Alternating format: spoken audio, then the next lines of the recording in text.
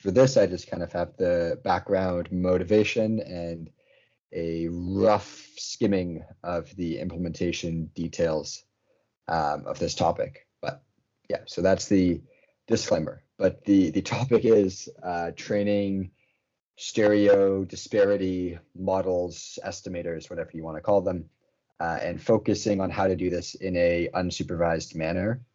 So this is based on the co-op work I'm doing this term, as I'm taking a term off from my master's.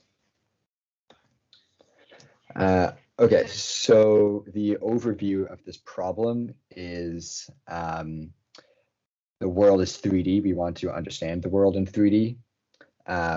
So our goal is in a 3D space, we want to estimate the distance from the camera lens to the 3D world location of a pixel captured by that camera. So that's what's attempting to be visualized here in these pictures. We have the the RGB values for each of the pixels that are on the top. And then there's also another dimension that we want to estimate, which is the 3D depth of that same pixel. And I guess like the business motivation for this is you can achieve 3D reconstruction of a world scene using a lot cheaper equipment on a robot as opposed to installing time of flight based sensors. So yeah, we want to achieve something that looks like this on the right, or hopefully even better. But so the method for doing so is to develop a algorithm which matches a pixel. So let's say where my laser pointer is here, matches this pixel on the left stereo image to the corresponding pixel on the right stereo image, which would be approximately where my cursor is now. And we call this distance in the pixel space between matching pixels a disparity. Then, assuming that we know some calibration information about the cameras, both the intrinsics, for example, the focal length and camera center in the pinhole model of a camera, and also the extrinsics of the stereo pair, which is the common baseline between the two cameras. Some geometry can tell us the depth, which is implied by a certain disparity between these two frames. So what this boils down to implementation-wise is just a neural network is one approach. We're dealing with a pixel space operation here of matching similarity between two pixels based on the context around them. So a convolutional architecture works very well for the disparity estimation task. I'm not going to go into the exact convolutional architectures that are being investigated in the research community, but rather focus on the method of signaling to the estimator if the estimated produced is good or bad, which is the other key component for developing a neural network, right? So yeah, I'm not going to focus on the architectures, but here are a couple of links to sort of the state of the art. There is StereoNet and HitNet. You guys can read about these papers if you are interested. But basically, we downsample to some reasonably sized cost volume using a Siamese convolutional network. And then this cost volume is the main computational entity for disparity estimation.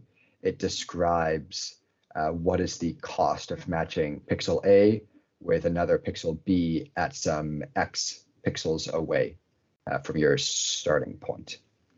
And then you can do some more 3D convolutions, and then upsample in a hierarchical manner to refine your downsample disparity estimate up to the original resolution of the image. But perhaps I can do another talk about the specifics of the architecture and how these 3D convolutions of the caused volume and the refinement work. But I mean, that implementation is constantly changing in the literature. So hard to stay completely up to date on that. Okay, so what I want to spend the bulk, or like the next 15 minutes talking about, is something that I personally find a bit more interesting or intuitive and satisfying to understand, which is how do you generate a loss signal for these estimators? And yeah, so just getting into what the word loss signal really means. In order to optimize these parameters, these weights and biases of any neural network estimator, we use backpropagation. And what the backpropagation algorithm needs is a differentiable loss signal that's derived from the output of the estimator. Yeah, I'm not going to get into the mathematical background on this, but any introductory YouTube series on neural networks would be a great starting place for understanding the need and the backpropagation algorithm. So the 3 blue, 1 brown has like a 5 video series that does it pretty well. So I recommend that. But basically what we care about is how to do this part here. So you have your prediction from your neural network estimator, which starts out as completely random. And you need to, this error represents some differentiable calculation that you can then compare against some like absolute sense of correct or incorrect, which needs to be like a scalar metric, which we refer to as the loss. So that's a function of your output of your estimator, and then this absolute sense of what is correct and what is incorrect that generates this scalar loss, which can then be put into your optimizer of choice and applying the backpropagation algorithm. So historically, this like scalar loss value and this like calculation is applied under the context of fully supervised learning paradigms, where this true output takes the same meaning as the predicted output. So what this would look like in our example of trying to predict the disparities for each pixel is that you would have the correct disparity value for each pixel, right? And if you had that ground truth of the predicted output, then you can simply use any possible choice of distance metric for your J function here. So yeah, that's historically very popular and works very, very well for certain contexts, I would say. But more recently, this full supervision strategy has been viewed as, well, obviously expensive to collect all of the disparity ground truth. For example, you would need to walk around with a LiDAR or something and do it very, very slowly, so you have a high resolution picture of the world, and then you can create your ground truth output for that. But it's a lot more expensive than just walking around with a set of cameras. So it's less scalable. And whenever humans are creating data sets and labeled data sets, they always introduce their own human biases. The classic example is with ImageNet, which really fired off the object detection research decade. Like all of the results of that research using the ImageNet database is that all of the detectors are susceptible to thinking that objects should be captured at a certain scale and be centered in the image in a certain way.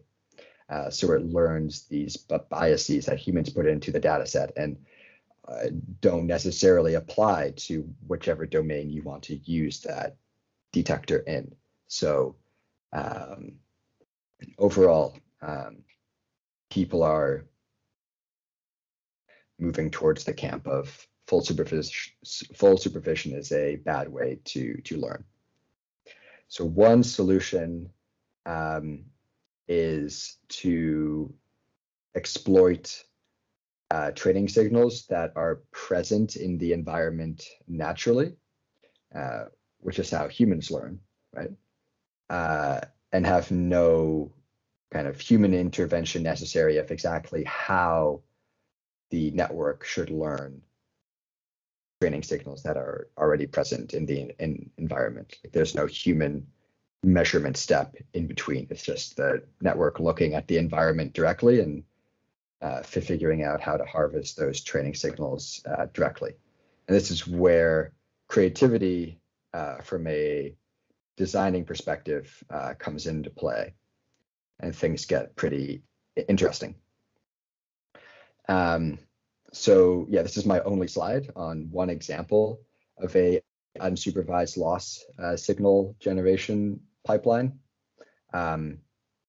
It's been around for a while. It's by no means novel, but it's a really interesting example of how you can take some invariant about the world and take advantage of that or capitalize on that to extract the behavior from the network that you want. So yeah, I'll try to go into a little bit of depth here. I require some understanding of camera projections, back projections, and I could definitely do a more detailed slide deck on it that is actually geared towards teaching. But yeah, this is just a brief overview and a motivating example of how to generate an unsupervised loss signal. So what we want to do here is we want to use invariants of the world, things like basically universal properties of the world that are consistent over space and time, and try to accomplish our estimation task just by letting the neural network observe those invariants. So yeah, in our application, we want to be able to capture stereo pairs of images, like left and right images, like we see here. And we know that in our world, there should be spatial consistency between those two image captures. And what we're asking the network to do at a high level is to learn this invariant of the world by providing with many, many examples where this invariant holds. And in order to learn this invariant, what is required of the network, at least the hypothesis of unsupervised learning would claim this, is that the network must then learn the 3D structure of the world, which is what we desire as the output. So how, like the implementation of how to use these examples of spatial consistency that we capture in our cameras and translate that into one of these scalar loss values that is required for our back propagation optimization. It's certainly not as simple as just applying a distance metric between some ground truth and the prediction. It requires some creativity and understanding of how the world is represented when captured by a camera. And this is where it really gets interesting in my idea, in my head. It's like, how do you capture unsupervised signals using creativity, sort of. So anyways, this isn't that creative because it's an approach that's been known about for a long time, but it's still fun to learn about it and apply it. So this is my very rough sketch of how the process works, and I can stick around for another 10 or 20 minutes to answer actual questions about the implementation, but let's just go through it quickly first. So let's start here at the top left, which is, this is the sample that we give to the neural network. And the L represents the left stereo image, and the R is the right stereo image. So all our network gets and has to learn from is this data point here on the left and this data point here on the right. Okay. Okay, the first thing that we do is the forward pass, right? Where we generate, we have our sample here, and then we apply our estimator to it and we produce some output, which looks like this down here at the bottom, except at the very beginning of training, this would be completely arbitrary, right? Since we initialized our network with arbitrary weights and biases. So yeah, we still feed it through, do the forward pass, and we get our estimate of the left disparity and the right disparity, which would, as I said, be very inaccurate. And then we want to generate, down here on the bottom right, some loss scalar that indicates to the estimation neural network how to change its parameters in order to produce better left and right disparities. And how we want to do that is by penalizing mistakes the network made about the spatial consistency of the world. So the overall method for doing that is like the signal itself. The only information we have to generate the signal is the left and right images, right? So somehow we need to derive the signal using just these two inputs here. And how we can do that is by basically what I'm trying to describe here with this workflow is that we can predict based on our disparities what the right camera image would look like if it was captured by the left camera. Yeah, this is going to be kind of hard to describe, sorry. But like if you have two cameras in space oriented as a stereo pair, that stereo pair is looking at the same actual 3D points, right? And so if you like estimate those 3D points using the like estimation of the left disparity values, you have this estimation of what the 3D points are given the left image and given our disparity as estimation. And then since you have this now 3D world, this 3D point cloud of points, you can then ask, given that 3D point cloud, what are we predicting the right camera would see? So you say we have this 3D model of the world now using our disparity estimates.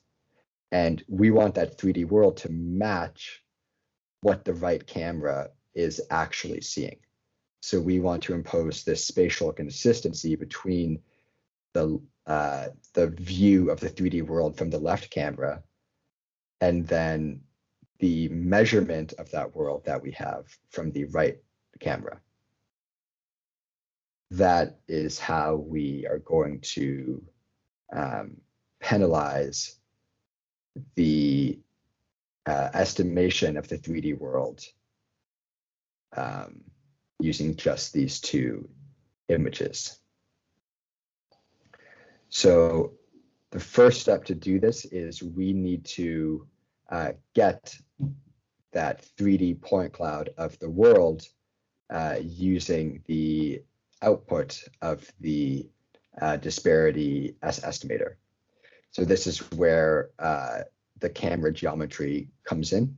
But if you understand that, and I can certainly link to the resources to understand camera geometry, but you apply what's called the inverse intrinsics of the camera, and then do a back projection operation, and then you arrive at a 3D point cloud that is the depth estimation of the left camera.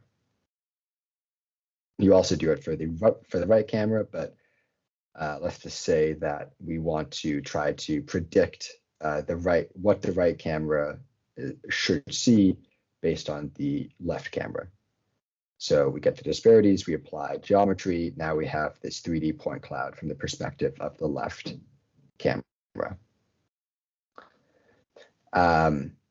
Okay, so what we do then is we also have this information of the extrinsics between the two cameras in 3D space. So this is just like the transform between the two cameras. So we can take all of these 3D points from the perspective of the left camera, apply the extrinsic transformation, and transform all these points to be from the perspective of the right camera.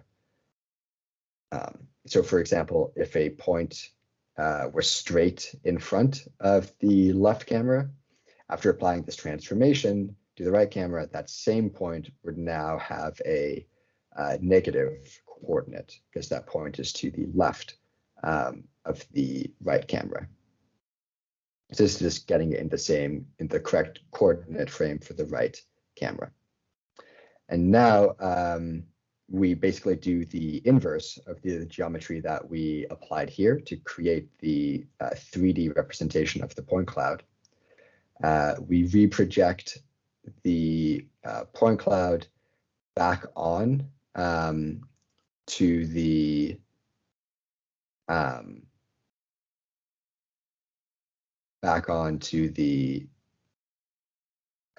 like pixel space.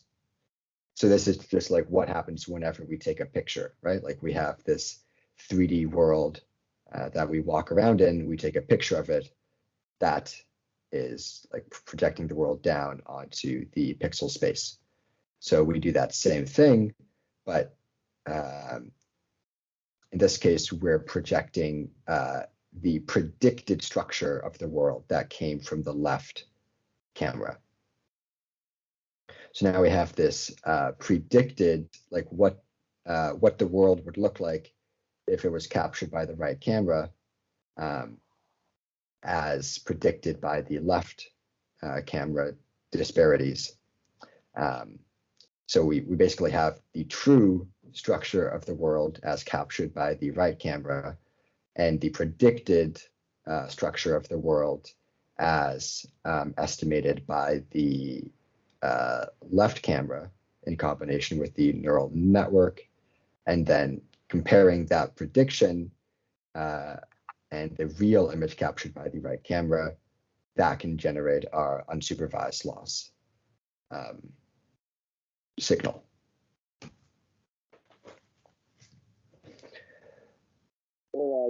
Can I ask you a question?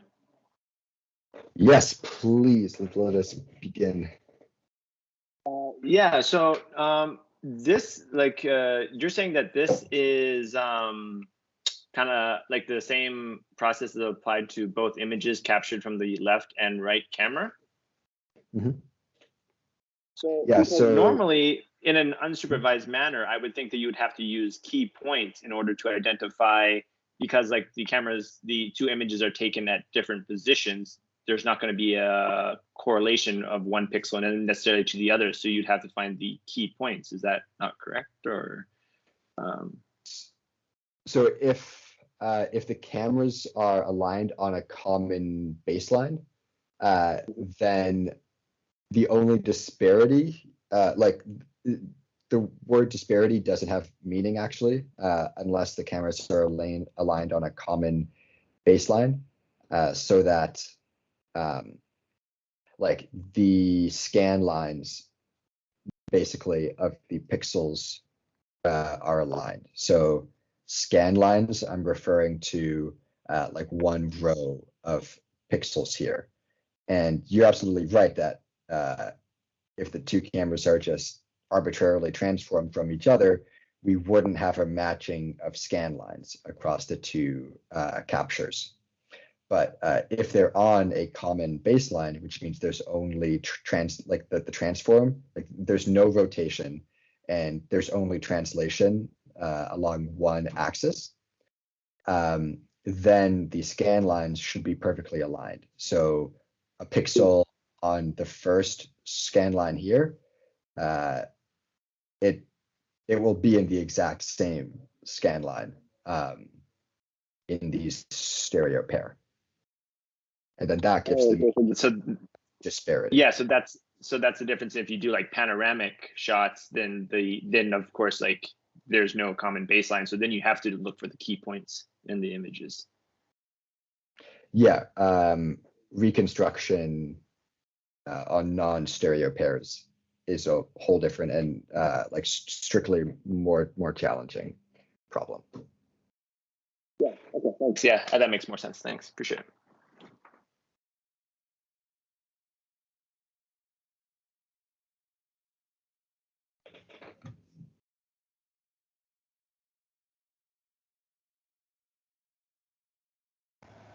Rowan, do you mind going over how you were able to generate a loss just based on the two images? I didn't really get that part.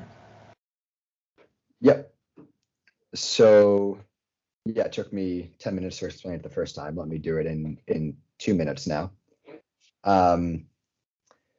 So there is a absolute truth to the world, right? It's just the 3D structure of the world. And that 3D structure is projected onto 2 points in space, the lens of the left camera and the lens of the right camera. And we want to estimate the 3D world that created these 2 projections.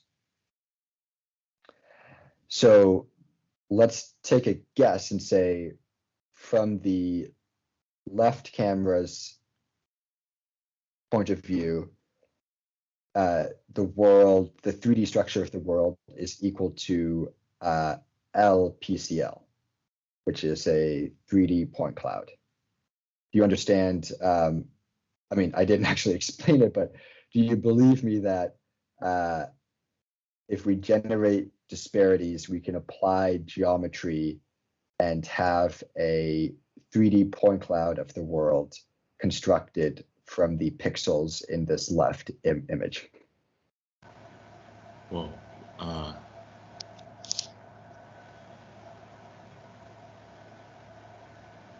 wait. Hang on. So you say we construct a 3D point cloud based on a guess. I mean, what we want to do is we want to like take this random pixel here and say, okay, let's just guess that it's 5 meters away from the camera. And then we take an arbitrary guess about every single pixel into this camera here. Then given those guesses, we can generate a 3D point cloud of the world. Oh, yes, yeah. So yeah, so that's what the estimator is really doing. It's just taking a guess. And we want to say if that guess, how good or bad that guess is. So how we do that is we have this 3D point cloud predicted by the left camera. And so what we want to compare against is the actual structure of the world as it was measured by the right image. So we have this predicted structure of the world, and we have this measured structure of the world. And that is really what we're comparing against to generate our loss. But in order to do that, what we do is we need to go from this 3D representation of the world back into the pixel space as it would be seen by the right camera. So there are two operations that you have to do there. You first have to shift the coordinate system of this 3D picture of the world over to the vantage point of the right camera. So that's just, changing coordinate systems using a transform between the left and right cameras. So now we have the same 3D point cloud, but just from the vantage point of the right camera. And then we apply the camera intrinsics to do reprojection onto the image plane of the right camera. So now we have the left camera's vision of the world, its estimation of the world, what that estimation would look like if it was captured by the right camera. So we have the estimate as seen by the right camera, and we have the truth of the world as captured by the physical right camera. And the distance between those two views of the world, that's our loss metric. Oh, I see. For a second there, I thought you were going to use the same kind of estimator on the right camera and somehow perform the difference calculation in 3D. But what you're really doing is taking the estimation, the 3D estimation in 2D, and using the extrinsics of the other camera, the other stereo camera to kind of get it back to the pixel space, right? Yeah, that's really interesting. And how would you take the difference of this image against the image that's captured, the original image that was captured by the right camera? Because in my mind, it wouldn't look so different, right? Because everything's still kind of in its place. So if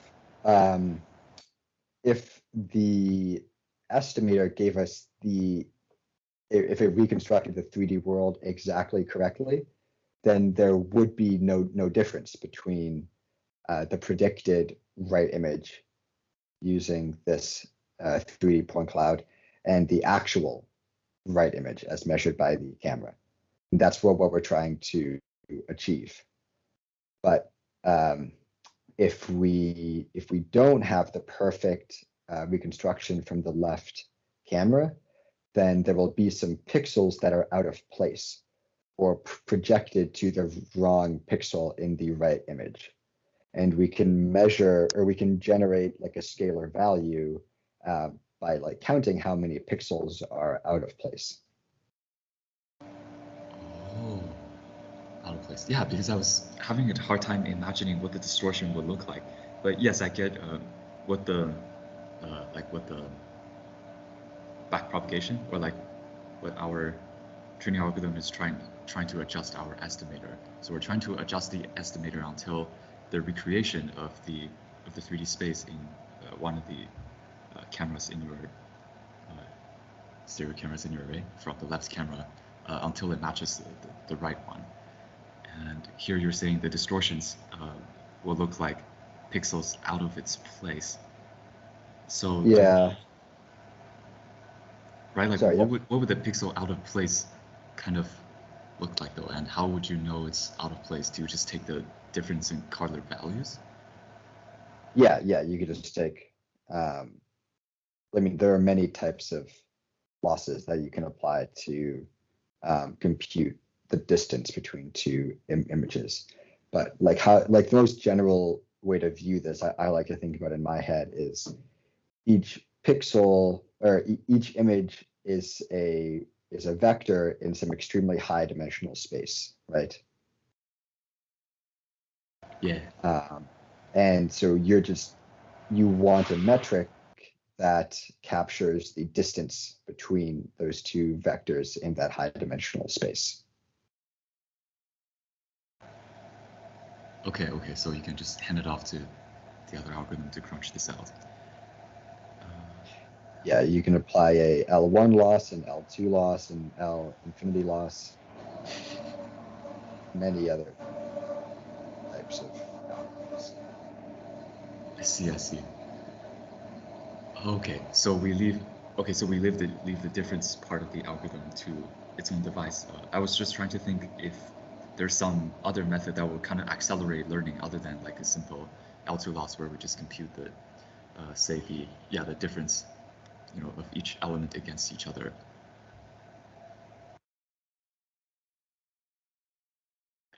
Because I know that when your estimator becomes perfect, then yes, your loss would go to zero eventually.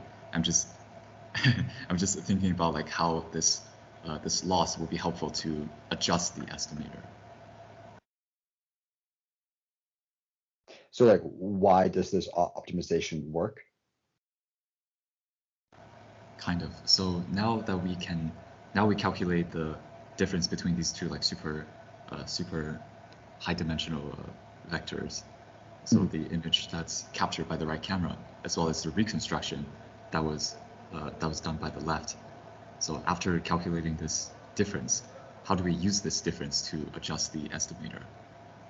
Okay, so that is the essence of the backpropagation algorithm. Basically, every single operation that you applied in order to get that scalar value, which is like the distance between those two high dimensional vectors, you need to be able to backpropagate the gradient. So what that means is that you know exactly if you adjusted any single parameter in your network, how sensitive is the distance in that output space to tweaking that parameter by a little bit. That is what the backpropagation algorithm is trying to answer. So if I tweaked this random weight at the specific convolutional layer in my estimator, how would that bring these two high dimensional vectors closer together or further apart? My claim is that PyTorch is able to do that. It's able to say how sensitive this loss function is to a infinitesimally small tweak in each of the parameters. So it knows the gradient implied by the any parameter on that loss scalar. Oh, okay. Yeah, you know what? Everything is much just based on how little I've seen the deep learning world. Everything is easier to imagine if everything's what's called the stages are like successive, either convolutional layers or regular densely connected layers. I was just having a bit of trouble imagining how exactly like your 3D representation will look like in the whole network. But yeah, I guess if you say that every value can be traced all the way back to its input. Yeah. Okay, then you can just let your framework tweak it. Yeah, like this this entire complex sequence of operations from a computational standpoint is the exact same as just saying, like, as just using a subtraction or a division operation, right? Like if we had just a supervised metric to compute the loss based on, we might just do subtraction, right? Which is L1 loss. This time we're doing like maybe, I don't know, 50 subtractions and 50 divisions, but it's still just linear operations. So from a computational standpoint, this is no more difficult to backpropagate than just doing one subtraction in the case of fully supervised. Oh, okay. Yeah, damn. That is one way how you can quantify loss without a supervised, without a human-made label. Okay, that's very interesting. Thank you, Rowan. Mm-hmm. Can I ask one more quick question? Mm-hmm. So I was kind of thinking about like what you're doing here, and I kind of was thinking about like also like Tesla, because like Tesla only uses like a 2D vision based system, and when it comes to like using like parallel cameras to take images, have you done any, like, do you know in practice how this type of network is robust to like dynamic lighting conditions? So like, if you do the calibration and then, the robot is kind of going around mapping like a bunch of images, and then like, say there's like drastic changes to the lighting conditions, does there have to be some sort of recalibration done in order to get the correct mapping of the pixel values? Yeah, do you know how that factors in? So lighting can definitely mess up the like very basic idea of disparity matching. As far as calibration, when I refer to calibrating a stereo pair, that's completely invariant of lighting conditions. It's just getting the parameters to like undistort the camera so it can be applied, so that a pinhole camera model can be applied, getting the parameters of that pinhole camera model. That like just purely like classical computer vision calibration stuff, that doesn't have any concern with like lighting conditions. That's just understanding the actual like hardware, the mechanical hardware inside of the camera, how to represent that in software. But yeah, like adversarial environments are absolutely a thing with disparity matching. Let me bring up examples. So like any reflective surface will completely screw up the algorithm, because reflective surfaces, mirrors, windows, how the light bounces off them, it doesn't, like the idea of finding a disparity and then like the disparities are, how do I say this?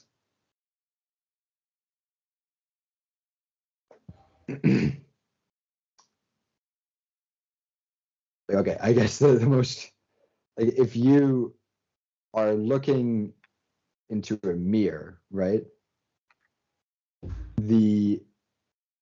Like you have a left and right eye looking into a mirror.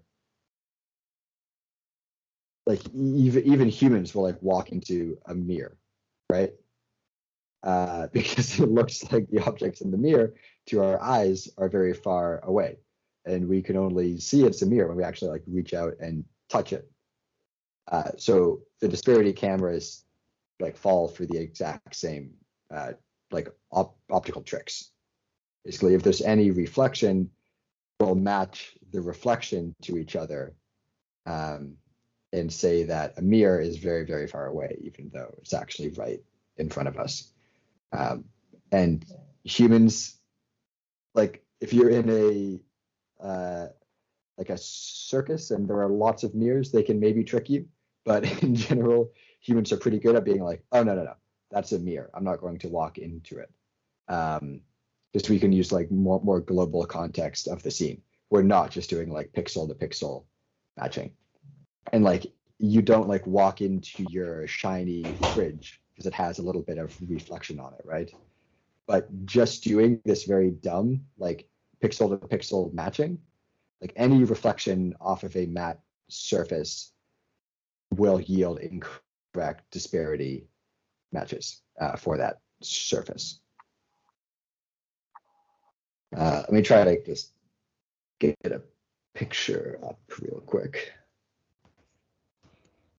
Like an underlying assumption that like in like when you're using this type of distance measurements, that there is like sufficiently low, like there are like sufficiently few very reflective surfaces, and that the lighting conditions are, you know, semi like stable. Is that like an underlying assumption for this to work, or? Yeah, I don't know of any way of like correctly dealing with the reflective surface.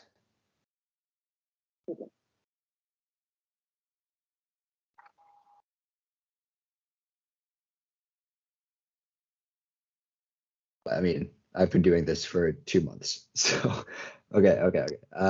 Yeah, no worries. I'm not blaming you. I was just like kind of curious to know, like, yeah, if there was any, like, if you put this on like a robot and it's like traveling through the room and it's like bright out, and if you just like turn the lights off, like, does it do anything? Does it just like a freak out? Yeah. So here's example.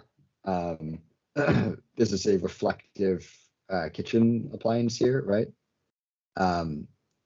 And so like the correlation of these pixels, it's like the scene that we're looking at here, from us, it looks like we're just looking at like a stove, right?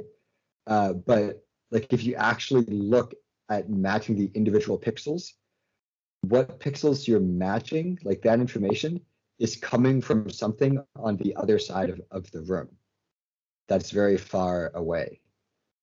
So like if you try to match these pixels as the neural network is doing, the matches are going to be generated by objects that are very far away in the scene. So this leads to like these values here, which are like dark, meaning the thing is very, very far away, even though in reality it's very, very close. That is because the image that the network is predicting here is actually the image from like the other side of the room being reflected against this surface here. Yeah, that makes sense. Yeah. So anything that reflects other parts of the world, you're going to get the distance to those other parts of the world from this mirror instead of how far away the mirror actually is.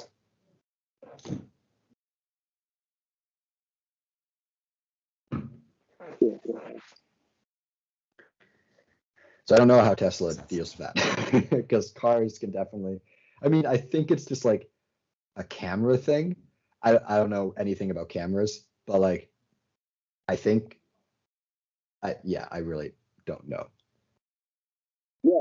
Obviously, they must have like mitigate that somehow, but I don't know how much of it is like a proprietary information or how much you can actually find out online. But it is kind of one of those things that I'm like, well, like obviously, if you're driving down the road, you know, the lighting conditions are going to change. You're going to get weird surfaces. So obviously, they must know of a way to mitigate that somehow. But I don't know if it's actually known or if it's just like some weird secret that no one really knows unless you're like work there. But yeah, it's just one of those weird things I've always wondered. So if anyone knows, maybe give me a shout out to how it's done because it's driving me nuts actually. Is it possible to use like a different kind of camera, like I don't know, like an IR camera or something? Like maybe like the reflections are kind of like different using like I don't know, like this is just random guessing. Mhm. Yeah, I think that like in general that makes sense. Like it's like we just need to change the modality in which we're viewing the scene through. Like there has to be some modalities of light that aren't as susceptible to reflectivity. I don't know much about light. Technical way, but that is not how.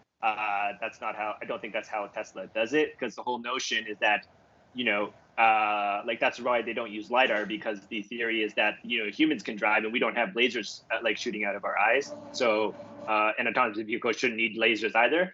And so since we only operate in the visible spectrum, the car shouldn't need infrared either because we don't use infrared. So and we still drive. So I think that is a way that you can do it, because I think infrared would give you that information, but I don't think that's how Tesla does it. But yeah. Plus, if you're going to choose a camera that perceives other wavelengths of light, that's very much depends on the material properties of the subjects you're trying to observe, right? So if it's, say, infrared, I think metal objects will also reflect infrared just as well as the visible spectrum, meaning that they will also kind of just see through the reflective material and be observing what's on the other side. So maybe not in IR in particular, but yeah, some other instrument perhaps. I have one quick question. Like when you say like estimating like the disparity, is that like estimating like the distance like each pixel has? Yes, exactly. So let me turn back on my laser pointer. So you see my laser here? Mm-hmm. So let's say that on this scan line, so this row of the image, this pixel, like its coordinate is like 5, right? We go 1, 2, 3, 4, 5 here. Mm. And then on the right image, so we both agree that this is the same point in space. Right? Yep. So now in the right image, it is, let's say 1, 2, 3, right? Mm-hmm. So we would have a disparity value of 2 for that pixel. Mm-hmm. And then you can apply some camera geometry to say, given that disparity pixel of 2, there's a disparity value of 2, the 3D location of that pixel is at a depth of 3 meters. So that's just arbitrary guess, but the geometry can tell you that. Oh, it's like parallax sort of, right? Like like how much it shifts when you move left to right. Yeah, exactly. Like things that are closer shift more. Gotcha. Thank you.